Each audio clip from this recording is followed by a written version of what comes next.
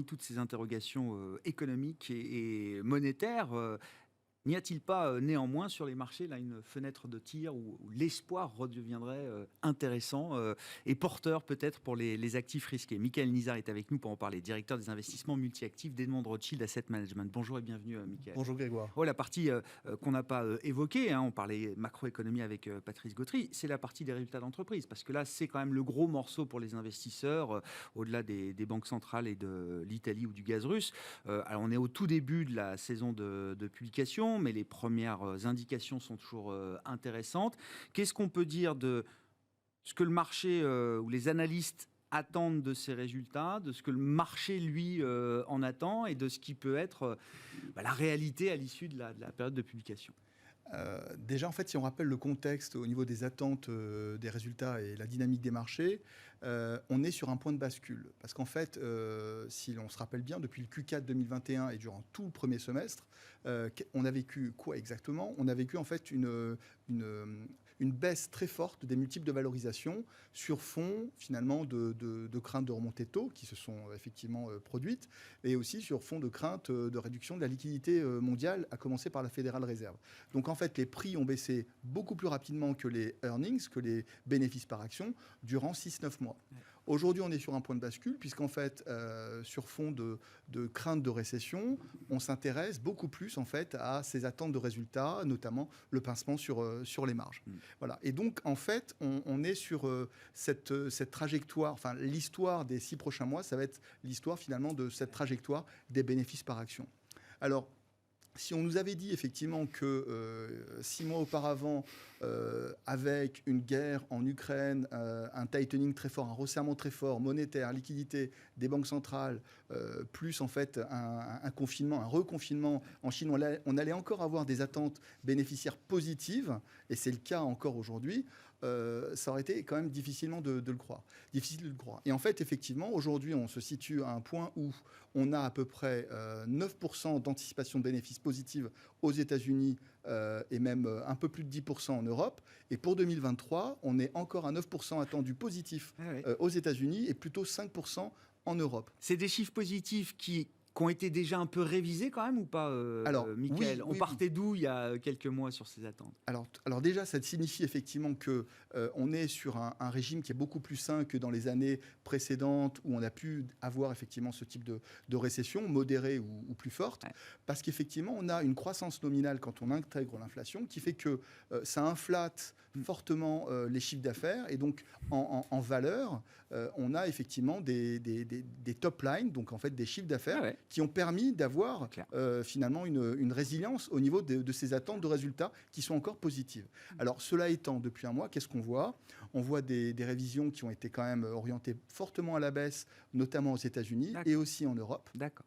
Ce qui fait qu'on va entrer, et on est entré dans cette période de publication trimestrielle des résultats, avec finalement un obstacle qui va être plutôt facile à franchir, puisqu'en fait on est déjà sur moins 5%, quand on regarde donc les résultats attendus sur le Q2 versus le Q2 de l'année dernière, on est sur moins 5% quand on enlève les éléments volatiles, le secteur énergétique. D'accord, qui gonfle énormément effectivement les bénéfices attendus. Tout à fait.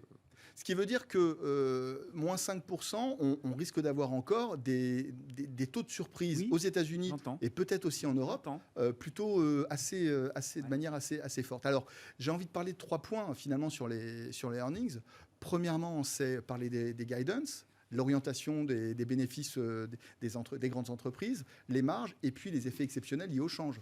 Quand on regarde les guidance, ça va être très important parce qu'il ne va pas falloir effectivement regarder uniquement, on a une surprise positive, donc on s'arrête là. On peut avoir des sanctions sur des titres parce que certaines sociétés, notamment Nike, qui a effectivement bien publié, ils ont quand même publié aussi des orientations un peu plus prudentes.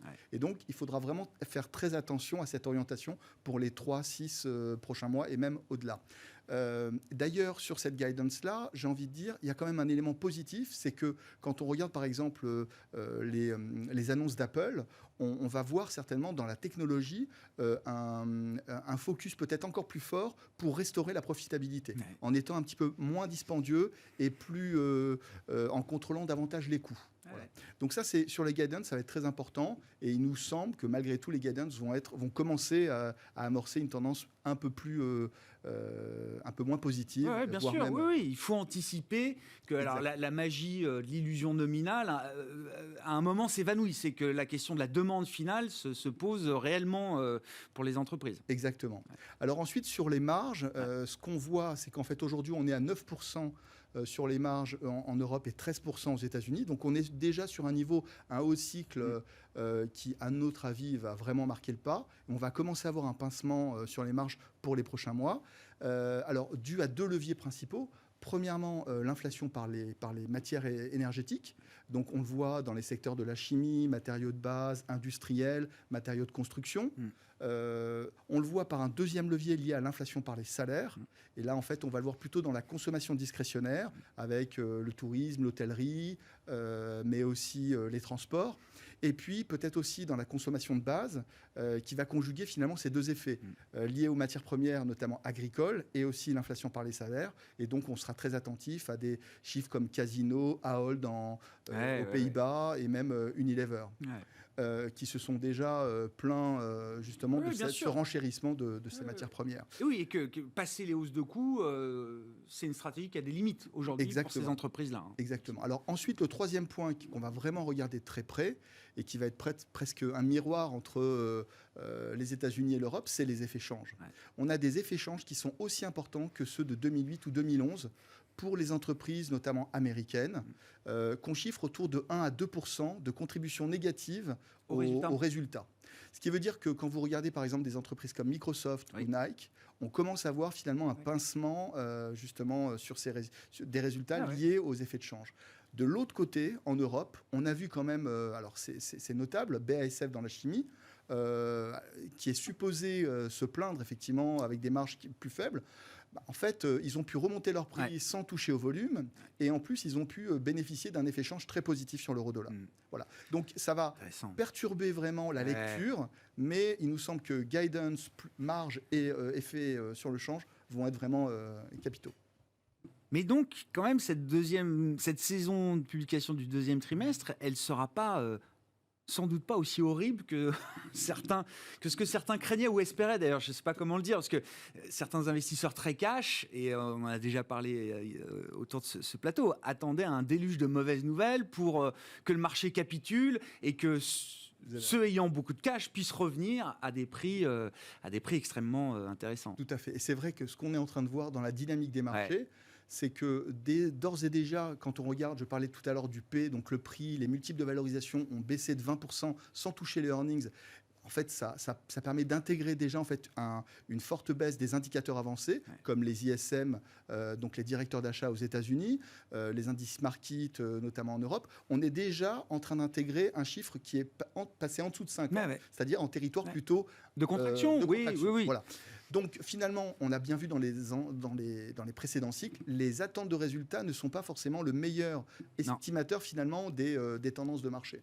Alors, dans les tendances de marché, ce qu'on note par contre, et qui est plutôt constructif, c'est que depuis à peu près un mois et demi, on voit que les corrélations entre les marchés de taux et les marchés actions sont en train de changer. On a vu pendant 6 mois ce qu'on n'avait pas vu depuis très longtemps, voire même depuis 40 ans, c'est-à-dire des marchés actions et des marchés de taux qui baissaient en même temps.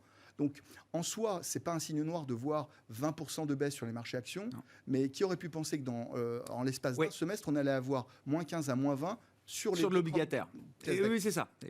Et donc, depuis à peu près un mois et demi, on a des corrélations qui redeviennent négatives. C'est-à-dire que le prix des obligations a tendance à monter quand les marchés actions baissent. Donc ça, c'est un premier point dans la dynamique qui est positive. C'est-à-dire que les investisseurs finaux peuvent être tentés de revenir un petit peu plus sur les marchés. Deuxièmement, il y a des mâchoires qui sont très fortes dans la valorisation interclasse d'actifs.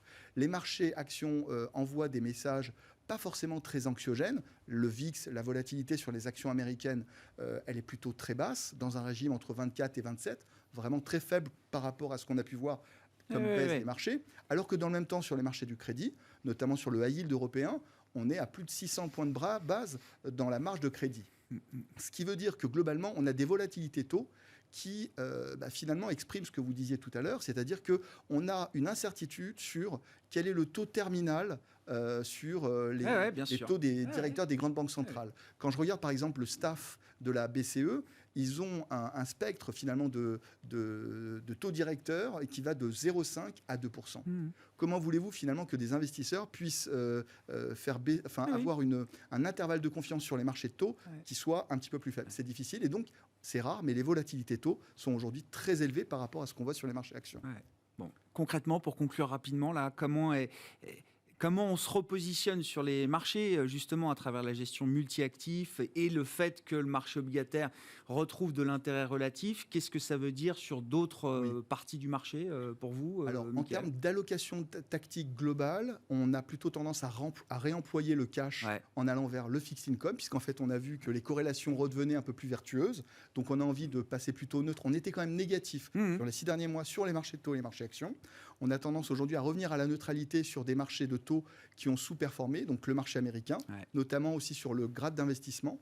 Et puis, on a tendance aussi à revenir un peu sur la neutralité sur les actifs risqués, à la fois sur le high yield américain et aussi sur les actions américaines. Parce qu'en fait, les risques extrêmes ont tendance globalement à se dématérialiser lentement, notamment le risque lié à l'inflation. On grimpe le mur des craintes, pas à pas. C'est la fonction du marché aujourd'hui. Merci beaucoup, messieurs. Michael Nizard, notamment, qui est avec nous, directeur des investissements multi-actifs d'Edmond Rothschild Asset Management, et Patrice Gautry, je le rappelle, chef économiste de l'Union bancaire privée.